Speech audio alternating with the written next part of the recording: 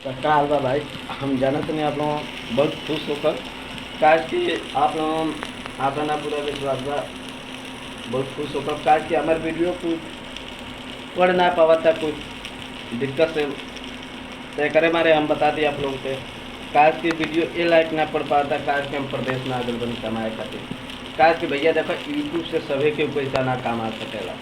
एक बाद हम और सोचने कि भाई हम यूट्यूब से लगातार कि पैसा अब ना कमा पाए। एक मारे भाई हम प्रदेश में आगे बनी कमाए और जो उनकी जानते वाली प्रदेश में कौन जी का दिक्कत होला, समय 10 मिनट भी मिलल मुश्किल हो जाला। काहे कि लोग ड्यूटी पर से आवेला तो खाना बनाए लगेला, चाहे कुछ करे लगेला। तो हम आप लोगों को इहो दिखा दे कि इस समय हम का करत नहीं आ का ना करत नहीं भैया। बाकी सब के सोचा तो शैलेश भाई वीडियो ना डाला था, तो भाई शैलेश भाई वीडियो ना डाला था ना, वो सही बात है।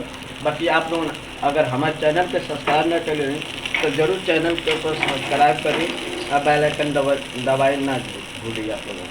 काहे कि रहल एक बात, कुछ दिन पहले हम एक विवादित वीडियो डाले हैं, ऊपर कुछ वीडियो कैले ला बाकी भाई लोग कमेंट कैले ना कि ऐसा ना करके चाहे। तो भैया माना तनी हम ना करब, बाकी और तो लोग कमेंट में गलत चाहे सही का रिप्लाई देता। वो वीडियो वो लायक बनल रहा तबे तो हम वीडियो डालने रही। और देखिए प्रदेश में हम आयल बनी, आप लोगों को दिखा दें।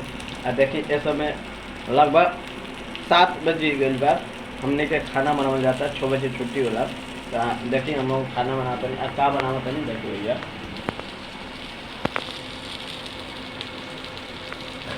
तो भाई ये हम मछली तराई होता है, इनमें हम चावल दे हैं।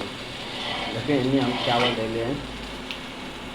तो भाई अब देखिए गए लोग हमने के सुते वाला व्यवस्था आप लोगों को दिखाई दी। तो देखिए भैया ये हमने सुते